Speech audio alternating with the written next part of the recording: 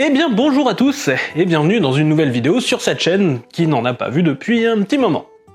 C'est que, eh bien tout simplement, j'ai fait mon premier burn-out professionnel.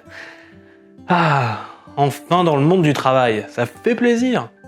Bon, pour être un peu moins cynique, eh bien il faut bien que je trouve quelque chose pour redémarrer, on va dire, un petit peu les vidéos.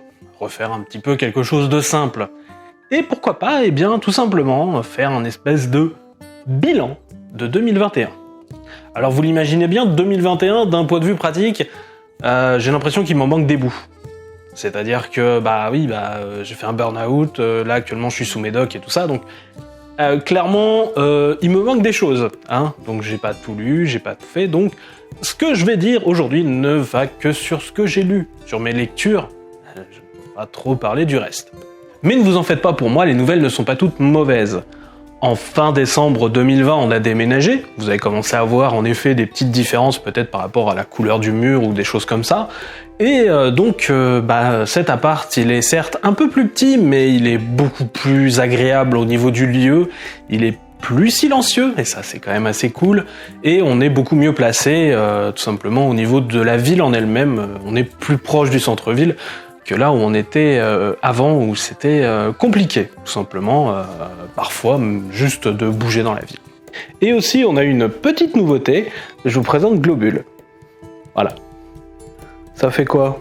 Un mois et demi que t'es là? Hein? Ouais. Oh. Ça fait peur la caméra. Oh ouais. Bref, voilà pour les quelques-uns qui me demandaient des nouvelles. Je suis sous médoc, ça commence à aller mieux, et je vais essayer de faire des vidéos dans l'optique de commencer à reprendre un rythme normal. Voilà. Mais arrêtons de parler de moi, ce n'est pas pour ça que vous avez cliqué sur la vidéo, c'est tout simplement pour voir un petit peu des titres qui ont été faits l'année dernière, et un petit avis. Je vais vous expliquer comment on va faire. J'ai regardé beaucoup de choses ces derniers temps, et notamment je regardais la vidéo d'un camarade youtubeur donc américain qui s'appelle Nitrorad, et la façon dont il faisait en fait sa vidéo bilan de l'année m'avait assez plu, c'est-à-dire qu'il commençait un peu par parler en vrac de plein de choses dont il avait parlé, et ensuite des titres qu'il avait le plus plu, un peu plus en détail, et je crois que je vais faire à peu près pareil. Voilà. Donc du coup, on va aller rapidement sur pas mal de titres que j'ai lus ou relus, et après on va s'attarder sur les titres qui m'ont vraiment plu en lecture cette année, avec de la VF et de la VO, parce que je suis aussi un lecteur VO. Néanmoins, je ne spoilerai pas, et donc sans plus attendre et même sans générique, passons, tout simplement, à ce petit bilan de l'année 2021 que j'ai pas vu passer. Alors, qu'est-ce qu'on a lu cette année ?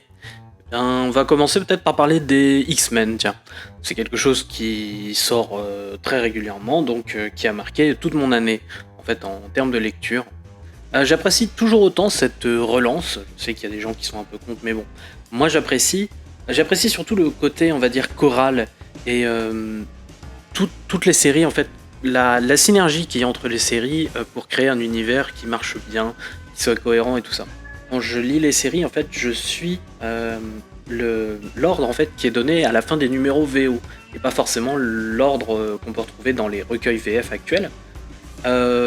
Parce que je préfère, et je trouve que ça marche diablement bien. Alors des fois, j'attends un petit peu pour pouvoir les lire dans l'ordre, voilà, c'est... je sais pas, ça marche vachement bien, et je trouve que c'est justement l'ensemble des séries qui donne la force à la proposition qui est faite depuis quelques temps. On va dire que si jamais on prenait certaines séries en détail, oui, ce serait beaucoup plus faible. Je garde juste une série de côté dont je vais parler plus en détail, puisque elle m'a vraiment plu, mais voilà. J'ai aussi profité d'un retour chez mes parents à un moment, tout simplement pour retomber sur des vieux numéros à moi, et je me souviens notamment avoir relu Le Retour de Bruce Wayne. Je trouve toujours que c'est le ventre mou du run de Batman sur Grant Morrison. C'est pas inintéressant, mais c'est quand même mou. Voilà. Relecture toujours, je me souviens aussi m'être tapé beaucoup de choses sur la Justice Society of America, notamment le début du run de Geoff Johns avec David Goyer, avec Robinson et tout ça. Tout simplement parce que je savais que la suite allait arriver en français, et cette suite, ça sort en février, donc vous imaginez bien, oui, je l'ai déjà lu et décanillé.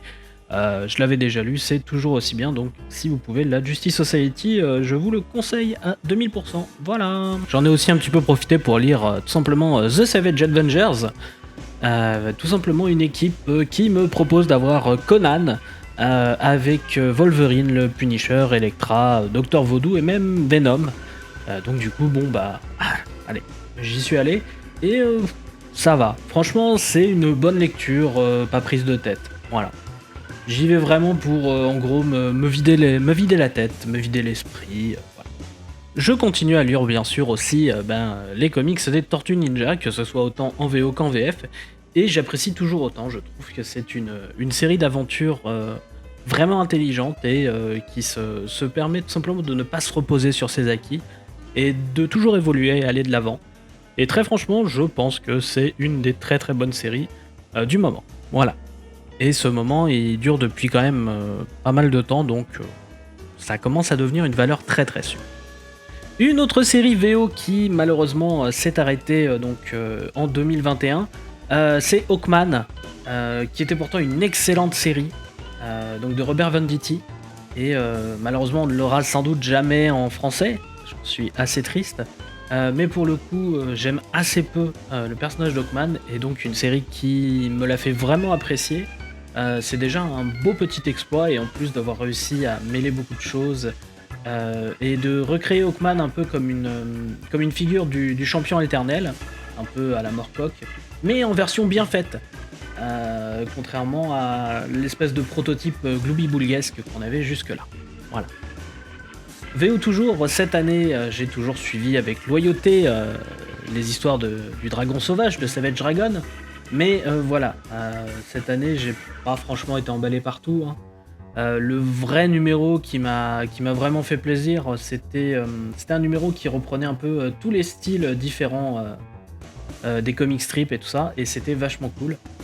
Sinon, à part ça, franchement, j'aimerais bien que Savage Dragon reprenne un peu du poil de la bête sur ce qui sort actuellement. Ça n'enlève rien à la qualité de ce qui est déjà sorti, bien sûr. Je continue aussi à lire le titre Green Lantern, donc depuis sa relance après Future State, donc en VO. C'est un titre qui a beaucoup de détracteurs, mais moi j'avoue que je l'aime bien. Voilà.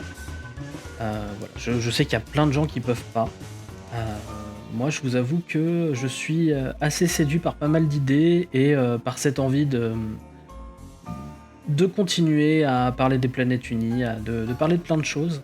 Et j'aime assez. Voilà. Et aussi le fait d'avoir finalement deux histoires en un seul numéro. Voilà. C'est quand même agréable. On voit qu'on commence à avoir un peu de public et qui risque peut-être de déranger un petit peu tout ça. On va tout simplement changer d'endroit pour continuer à parler ce coup-ci des omnibus. Commençons par les omnibus français. Eh bien oui, l'année dernière est sorti donc le début du Tombeau de Dracula, une série que j'adore, et tout simplement la deuxième et dernière partie est sortie. Donc je ne saurais que trop vous la conseiller pour les amateurs d'horreur et de dessins superbement travaillés. Voilà. VF toujours, je n'ai pas pu résister à l'envie et bien tout simplement de jeter un petit coup d'œil à Onslaught. Tout simplement donc ce crossover qui a tué tous les Avengers, les 4 Fantastiques, tout ça. Et faut vraiment voir ça comme un produit de son époque. On est dans la fin des années 90. Et Marvel va très très mal. Beaucoup de titres ne se vendent pas, tout simplement. Donc on va virer un peu les invendus. Et j'avoue que l'intrigue fonctionne vachement bien par rapport à ce qu'elle... Enfin, elle n'a pas forcément besoin d'aussi bien marcher en fait. Et je l'aime beaucoup, mais c'est assez difficile à lire à cause de tous les numéros et de tous les numéros parasites, on va dire. Voilà, on essayait d'en foutre le plus possible pour vendre, pour survivre. C'est dommage, ça parasite beaucoup la lecture, mais je garde toujours une petite tendresse pour Onslaught. VF toujours, un titre dont j'ai l'habitude de parler, Ultimate Spider-Man, dont les premiers numéros sont ressortis en omnibus. J'ai pas résisté, je suis un pigeon, mais la série est toujours aussi bien. Mais voilà, est-ce que ça mérite que je l'ai en 36 000 exemplaires ? Je ne pense pas. mais putain c'est toujours aussi bien. Continuons dans les omnibus, mais cette fois-ci avec de la VO, et tout simplement des relectures pour moi. Forcément je suis retombé dans des lectures un peu doudou, et notamment donc la série Tomb Raider, qui remonte à mes débuts de lecteur, on va dire. Et alors pas n'importe laquelle, hein, je suis vraiment arrêté à la série écrite par Dan Jurgens et dessinée par Andy Park, qui pour moi est la seule qui, dans la première série, a fait vraiment honneur au personnage de Lara Croft. Et voilà, je vous conseille donc sur les versions classiques, on va dire, des comics Lara Croft, vraiment juste cette partie-là. Le reste, malheureusement, est très, très passable. Voilà. Et donc, puisque j'étais dans un mode topco et relecture, j'ai un peu enchaîné sur Witchblade. En tout cas, les 2 premiers compendiums. Et ouais, ça a confirmé un peu ce que je pense dans les débuts de la série, et jusqu'à ce que Ron Mars arrive, donc c'est assez tard. Vraiment, j'apprécie énormément le passage de Christina Z sur la série. Sinon, c'est parfois un peu poussif. Vraiment. Par contre, il faut absolument passer aux couvertures de Witchblade. L'intérieur est quand même souvent mieux. Pas tout le temps, malheureusement. Omnibus VO toujours, et relecture aussi toujours. Ce coup-ci, eh bien, la série She-Hulk, tout simplement, écrite par Dan Slott, qui est un petit bijou d'humour, et qui réussit bien mieux à maîtriser, on va dire, la méta-écriture et l'humour méta, que par exemple la série John Byrne, tout simplement parce qu'ici, eh bien, Jennifer est, on va dire, engagée comme avocate pour des super-héros, et donc on va dire que tous les comic books précédents en fait servent justement de précédent dans les affaires juridiques. C'est vachement intelligent, vachement fun, et voilà, je vous conseille vraiment, Dan Slott sur She-Hulk. Un autre omnibus que j'avais vraiment envie de lire, c'est Madman en fait, donc la série indépendante écrite donc par les époux Allred, et voilà, c'est vraiment fun, délirant, barré. Et alors, ça a plein de petits stigmates, vous savez, de ces comics indépendants, on sait pas trop où ça va, ça part dans beaucoup de sens au début, et ça finit par se stabiliser et aller peut-être vers une histoire à peu près cohérente. On sent vraiment ici les débuts, tout simplement, d'un univers et d'un personnage que ces auteurs s'amusent à faire vivre, tout simplement. C'est peut-être pas pour tout le monde, mais pour ceux qui sont intéressés par ce que je viens de dire, vous pouvez y aller, c'est une bonne petite pépite. Enfin, le dernier omnibus VO qui a retenu mon attention, c'est celui du 4e monde, donc fait par John Byrne.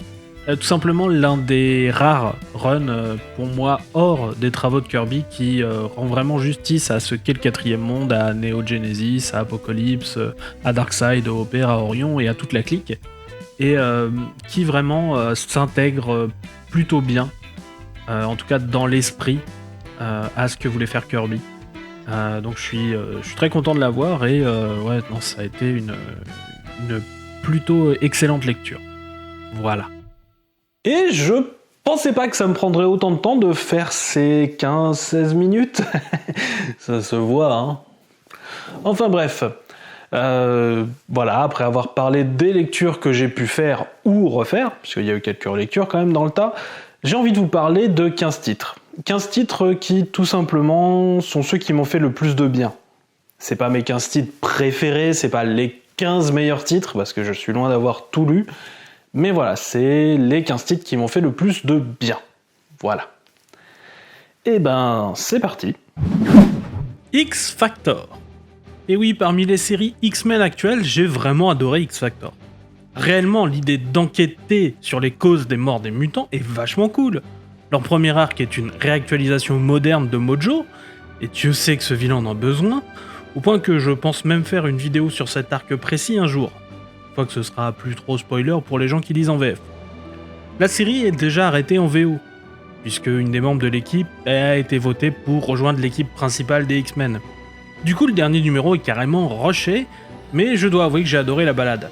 Certains personnages très mineurs ont eu le droit à un coup de projecteur très bienvenu, et même à une meilleure explication de leur pouvoir, comme par exemple Hey-Boy, qui devient littéralement une police scientifique vivante, et ça fait du bien de voir ça.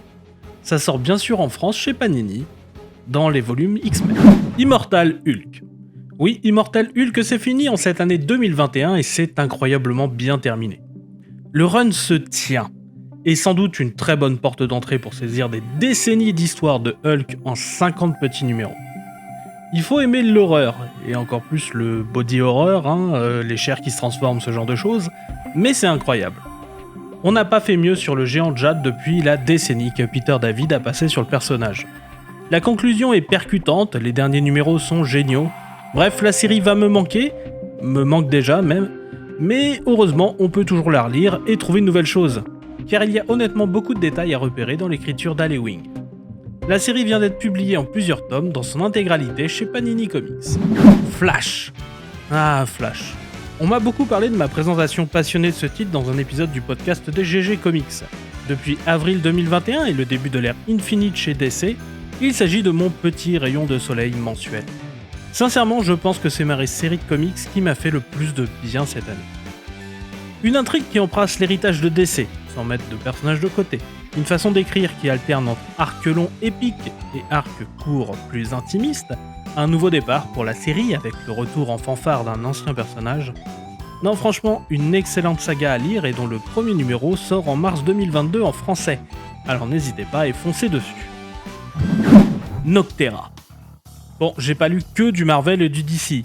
J'ai aussi lu de l'indépendant. Et notamment Noctera, nouveau titre du monsieur Scott Snyder et avec Tony S. Daniel au dessin. Et j'ai kiffé. Pourtant, je suis pas un grand défenseur de Snyder en général. Mais cet univers post-apo où le soleil n'émet plus de lumière et où rester trop longtemps dans l'obscurité te transforme petit à petit en monstre est très bien fait. La lumière est donc une ressource très précieuse, de même que l'électricité, et on commence le titre en suivant une transporteuse nommée Valentina Riggs, qui fait les transports entre les quelques villes qui survivent encore dans cette nuit éternelle. 6 numéros et déjà beaucoup de choses sont arrivées. J'ai le recueil VO, mais la VF, figurez-vous, est également sortie chez Delcourt depuis janvier 2022. Stray Dogs. Alors Stray Dogs n'est pas forcément un comics feel good, mais il m'a fait du bien personnellement et m'a bien marqué. Stray Dogs, c'est une série indé courte en 5 numéros, qui utilise des dessins tout mignons, inspirés des 101 Dalmatiens de Disney pour te faire une histoire d'horreur avec des chiens. Le tout est basé sur le fait que la mémoire des chiens n'est pas très performante sur le temps long. Et pourquoi le nouveau chien dans la troupe a des souvenirs que son maître actuel aurait tué celle qui serait sa vraie maîtresse ? Certains passages sont très durs malgré les dessins choupis, et je range Stray Dogs dans la même case que Beast of Burden ou Nous 3. Une très bonne série du coup, mais qui n'est pas pour les plus jeunes et à éviter peut-être quand tu as un coup de blues. Ou alors comme ça me l'a fait, ça a fait un effet coup de pied au cul. Qui sait comment ça marche tout ça après tout. Mais ce très bon polar canin n'est pour l'instant pas prévu pour sortir en France. Batman Superman. Oh, comme par hasard, SN y propose du DC. Alors oui, mais la crème de la crème, et c'est pas le cas de toute la série Batman Superman actuelle. Mais une partie, figurez-vous, celle scénarisée par Jen Young et dessinée par Ivan Reis à partir du numéro 16 est tout simplement excellente. Il s'agit d'une histoire faisant référence à toute l'histoire des deux héros, et même encore plus à leur ancêtre Pulp. Et même ensuite un team-up entre Mr. Mxyzptlk et Calendarman, et c'est triste en fait de voir le titre s'arrêter aussi vite, car là, ça aurait mérité de durer plus longtemps, clairement. Alors, par contre, j'ai pas entendu parler de traduction française pour le moment, donc VO unique. Strange Adventures. Strange Adventures est une des mini-séries de Tom King, qui vient de se terminer en 2021, et qui a encore une fois carrément rempli son office. C'est une histoire qui revient sur le personnage d'Adam Strange, héros de la planète Rann, actuellement retourné sur Terre avec sa femme Alana, après une immense guerre sur Rann. Dans ce conflit, le couple a vu leur petite fille tuée, et Adam a ensuite écrit un livre pour gagner sa vie sur Terre. Certains commencent à se demander si la guerre n'a pas été un massacre de la part des Raniens, tandis qu'Adam clame que les aliens vont venir attaquer sur Terre. Et puis l'un des Terriens qui décriait Adam est retrouvé mort le lendemain, et Mister Terrifique, un autre héros, mène l'enquête. Un récit incroyablement bien construit qui mélange le passé d'Adam et l'enquête actuelle, de main de maître et qui a 3 personnages principaux, Adam Strange, Mister Terrifique et Alana, la femme d'Adam Strange. Et c'est une réussite complète dans le style un peu sombre de Tom King. La traduction française est attendue pour avril 2021. Ice Cream Man. Ice Cream Man est une série anthologique d'horreur, où chaque numéro est une histoire complète. Le seul lien est la présence à divers degrés d'importance, selon les histoires, d'un vendeur de glace qui sert souvent de narrateur aux différentes histoires. J'ai toujours apprécié les anthologies d'horreur, et celle-ci, malgré un nom certes étrange, marche vraiment bien, et je vous la conseille carrément. L'horreur est vraiment centrée sur la misère sociale, l'abattement et le désarroi personnel, et c'est vraiment glaçant. Malheureusement, pas de traduction française pour le moment. The Joker. The Joker est une série assez sympa, et où on suit, même si le titre le cache un peu, en fait un certain Jim Gordon. En effet, Jim Gordon est à la poursuite du Joker à travers le monde, commandité par une personne qui souhaite que Gordon fasse ce que Batman ne peut pas faire, à savoir enfin tuer le Joker. Gordon décide de partir pour suivre le clown prince du crime, mais toute la question est de savoir si celui-ci pressera la gâchette ou non le moment venu. C'est un titre dont j'ai également un peu parlé en podcast, le mien ce coup-ci nommé Mission Comics, et j'apprécie grandement le titre. Le tome 1 a été traduit en français sous le nom de Joker Infinite en février 2022, et le tome 2 devrait sortir normalement en juillet. Malheureusement, la traduction a quelques ratés, en tout cas sur le tome 1, mais rien qui ne ternit définitivement l'aura de l'œuvre originale. Donc voilà. Defenders. Dans l'industrie du comics actuel, j'ai mes petits chouchous, et l'un d'eux est le scénariste Al Ewing. Depuis quelque temps, une intrigue se met en place dans certains titres du scénariste sur l'homme qui porte le masque d'éternité, et enfin on voit cette intrigue arriver. Le résultat, c'est un mélange savoureux.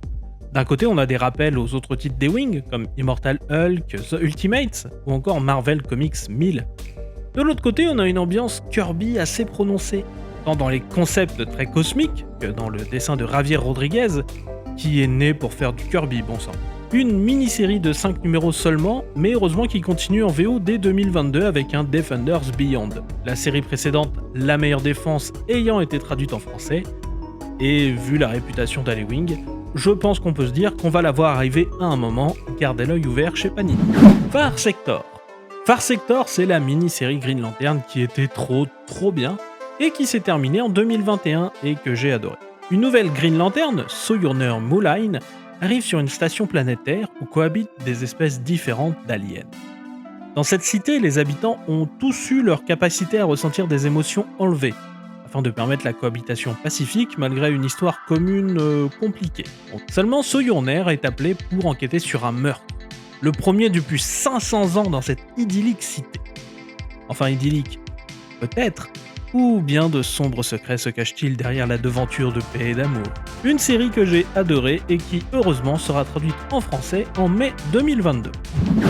Adventure Man. Adventure Man, c'est le nouveau titre de Matt Fraction et Terry Dodson, et je l'ai adoré dès le début.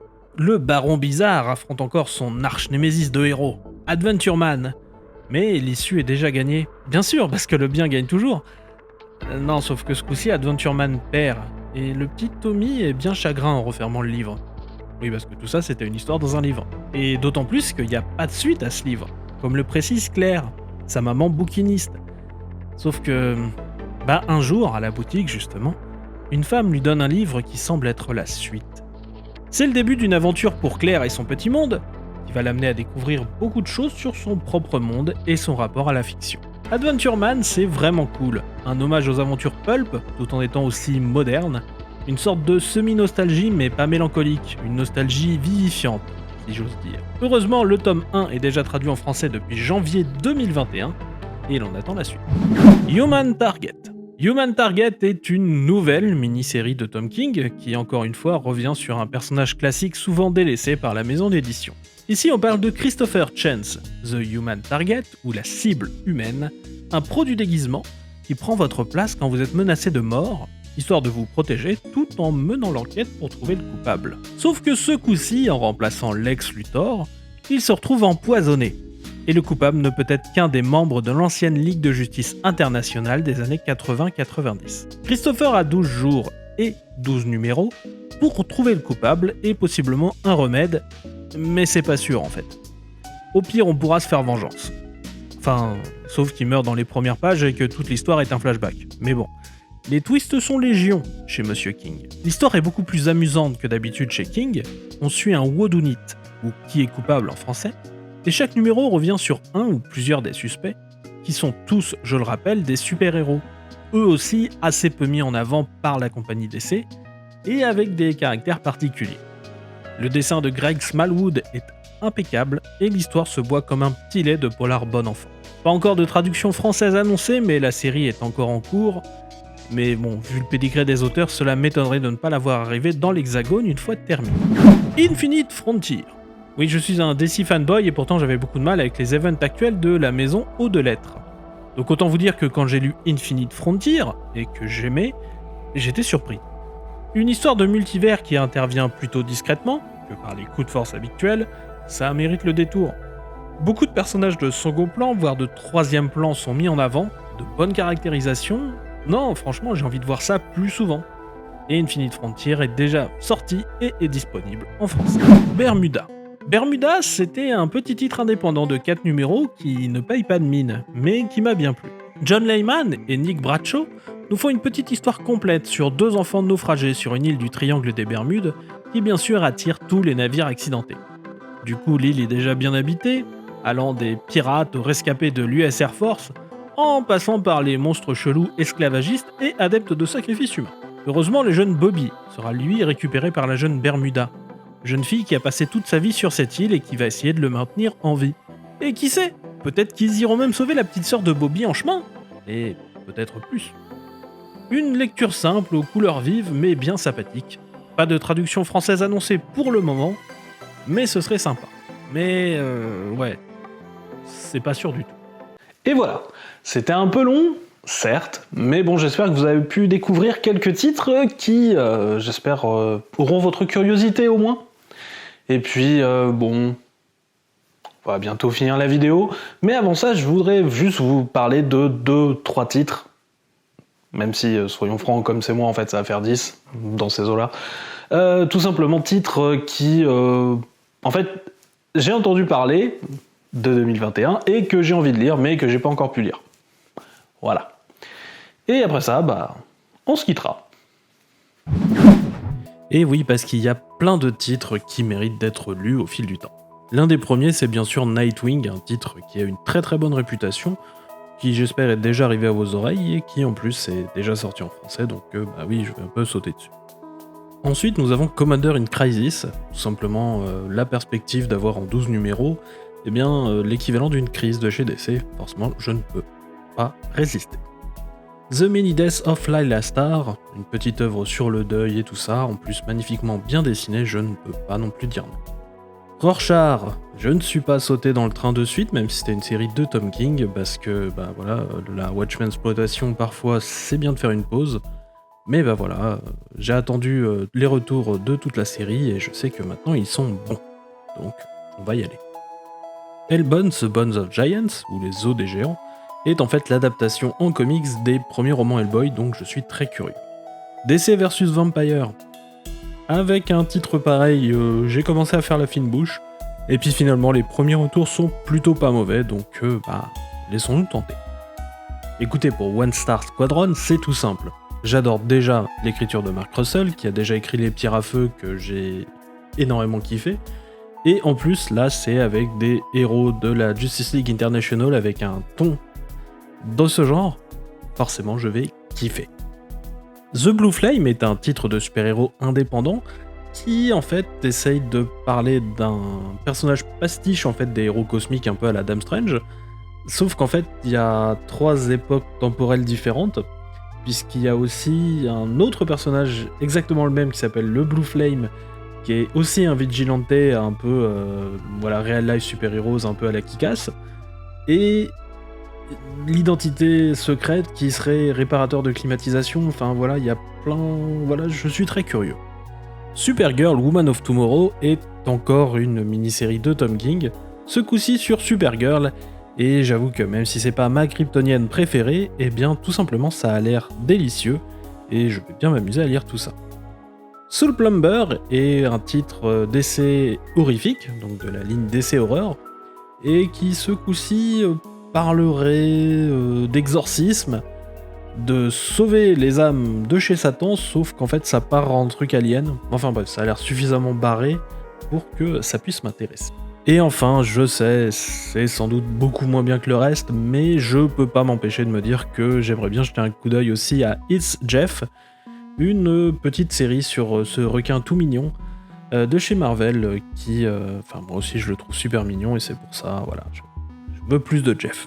Voilà.